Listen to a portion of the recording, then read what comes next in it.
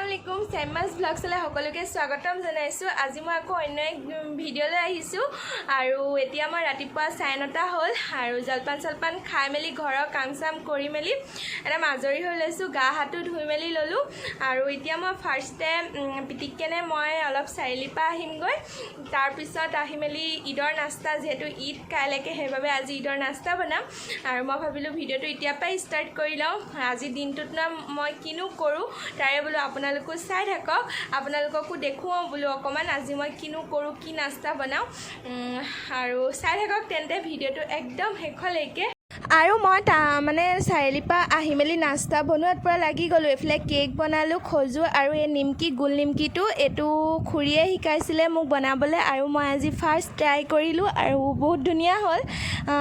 মই আগৰ ভিডিঅ'ত দি থৈছোঁ, সেইটো কাৰণে মই এইটো নিমকি বনোৱা মই ভিডিঅ' নকৰিলোঁ আৰু নিদিলোঁ। আৰু এইফালে এয়া আৰু এতিয়া মই বনাব লৈছোঁ বেচনৰ লাডু আৰু সেয়া বেচন লৈছোঁ মই বেচনখিনি এতিয়া ভাজি ল'ম। বেচনৰ যিটো গোন্ধ, সেই গোন্ধটো নাইকিয়া হৈ যায় তেতিয়া। আৰু মই দেখিছেনে গেছটো একদম চিমত দি লৈছোঁ আৰু মই চিমত ভাজিম, নহ'লে তলত লাগি যাব, জ্বলা জ্বলা গোন্ধাব, সেইবাবে মই গেছটো একদম চিমত লৈছোঁ।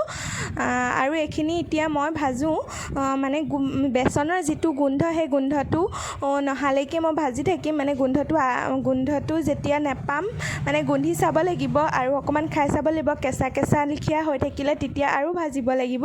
আৰু এইখিনি মই এতিয়া ভাজি আছোঁ। মই এইখিনি প্ৰায় 15-20 মিনিটমান সময় ভাজিম।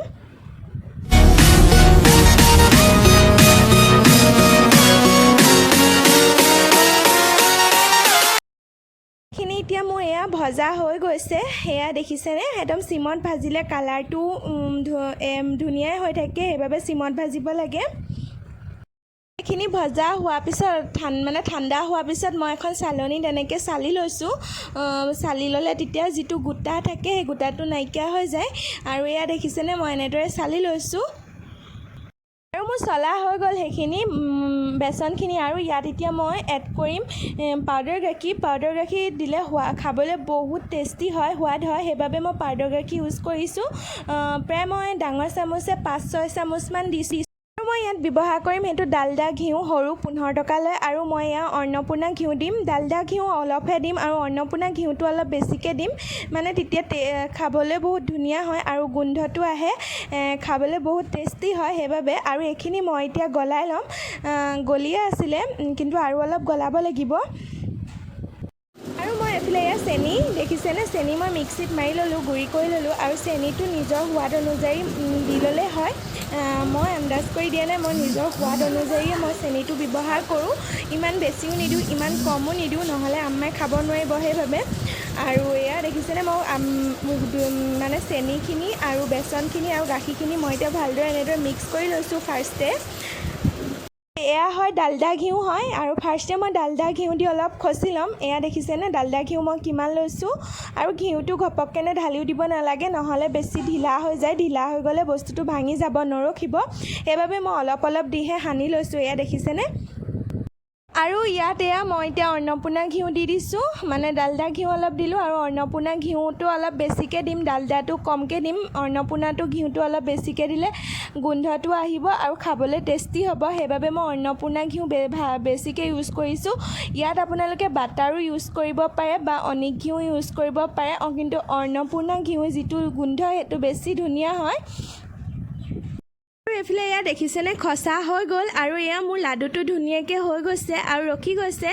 মানে নিজৰ আন্দাজত ঘিউটো ইউজ কৰি তাৰপৰা লাডু কৰি চাব লাগে আৰু চোৱাৰ পিছত যদি ৰখে তেতিয়া আৰু খচিব নালাগে। এয়া দেখিছেনে লাডুটো ধুনীয়াকৈ হৈ গ'লগৈ। আৰু তেন্তে এতিয়া মই বনাই লওঁ। বনাই লোৱা একদম শেষত মই আপোনালোকক দেখাই আছোঁ। ফটাফট বনাই লওঁ তেন্তে। আকৌ লগ পাই আছোঁ, আকৌ দেখাম আপোনালোকক গোটেইখিনি বনোৱা হোৱাৰ পিছত।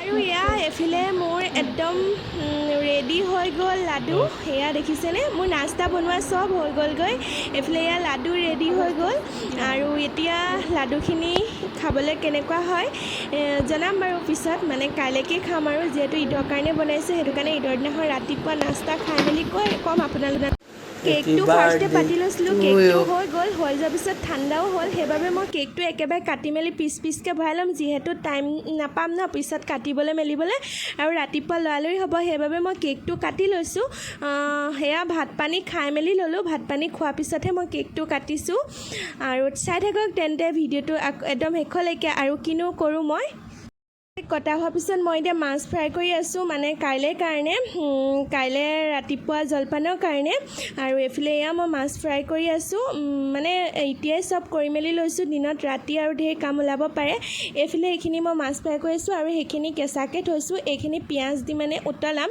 আমাৰ ঘৰত চবেই ভজা মাছ নাখায় সেইবাবে মই সেইখিনি এক্সট্ৰা কৰি থৈছোঁ হেল্ল' এভৰিৱান আৰু হঠনি যেন মই ভাত মানে মাছ চাছ ফ্ৰাই কৰিলোঁ ফ্ৰাই কৰা পেলাৰ পিছত আৰু ভিডিঅ' মই নকৰিলোঁ একেবাৰে তেতিয়া মানে মাছ চাছ ফ্ৰাই কৰি মেলি আকৌ গৈ মেলি মই গাটো ধুই ল'লোঁগৈ মানে দিনটো কাম চাম কৰি আছোঁ আৰু যিহেতু মই চাৰিআলিলৈও গৈছিলোঁ তাৰপিছৰ পৰা আহি মই মুখ হাতকেইখনহে ধুলোঁ গা চা ধোৱা নাছিলোঁ সেইবাবে মই গাটো মানে মাছ চাছ চব ভাজি মেলি চব কাম আজৰি কৰি মেলি মই গাটো গৈ ধুই ল'লোঁগৈ আৰু ধুই লোৱাৰ পিছত তাৰপিছত অলপ দেৰি শুই মেলি এতিয়া উঠিলোঁ উঠাৰ পিছত চাহ তাহ খালোঁ চাহ নাস্তা খালোঁ আৰু এতিয়া ৰাতিলৈও ভাত চাত বনাই মেলি চব ৰেডি কৰি মেলি আহিলোঁ আৰু এতিয়া বাজিলে 8টা আৰু আজি মানে বহুত ভাগৰ লাগিছে আৰু যিহেতু কাইলৈ ঈদ আহি আছে আৰু আকৌ যাবগৈ ন সৰু ঈদ আহি গ'ল এতিয়া ডাঙৰ ঈদ আহিছে বৰ ঈদ আৰু এতিয়া আকৌ এবছৰলৈ যাবগৈ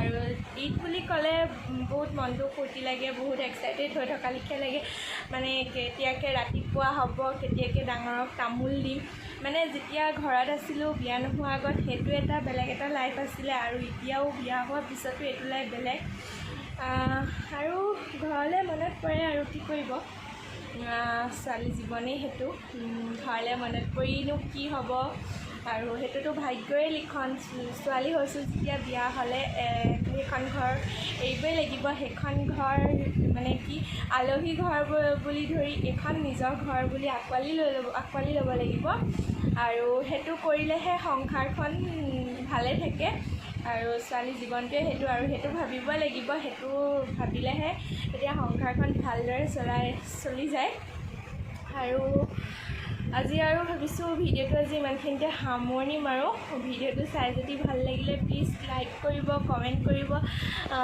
আৰু শ্বেয়াৰ কৰিব আৰু যদি মোৰ চেনেলটো নতুন কোনোবাই চাই আছে প্লিজ তেন্তে মোৰ চেনেলটো ছাবস্ক্ৰাইব কৰি দিব আৰু কাষতে থকা বেল আইকনটো অল প্ৰেছ কৰি দিব যাতে মোৰ আহিবলগীয়া সকলো ভিডিঅ' ন'টিফিকেশ্যন পোনপটীয়াকৈ পায় আৰু আজি তেন্তে এটা সৰু ভিডিঅ' লৈ আহিলোঁ আৰু কিনো কৰিলোঁ ভিডিঅ'টো চাই জনাব আৰু ৰেচিপিটো কেনেকুৱা লাগিলে আপোনালোকে কমেণ্টত জনাব আৰু প্লিজ মোৰ চেনেলটো যদি নতুন কোনোবাই যদি চাই আছে প্লিজ মোৰ চেনেলটো ছাবস্ক্ৰাইব কৰি দিব আপোনালোকৰ এটা সহানুভূতি মোৰ আগুৱাই যাবলৈ বহুত মানে আগুৱাই যাবলৈ মোক সহায় কৰে আৰু সেইবাবে আৰু আজিলৈ আহোঁ তেন্তে আকৌ এক নতুন ভিডিঅ'লৈ কাইলৈ লগ পাম আৰু কাইলৈ কিনো কৰোঁ নেক্সট ভিডিঅ'ত মানে ঈদৰ দিনাখন কিনো কৰোঁ নেক্সট ভিডিঅ'ত আহি আছে নেক্সট ভিডিঅ'ত পাব তেন্তে আৰু আজিলৈ আহোঁ তেন্তে বাই বাই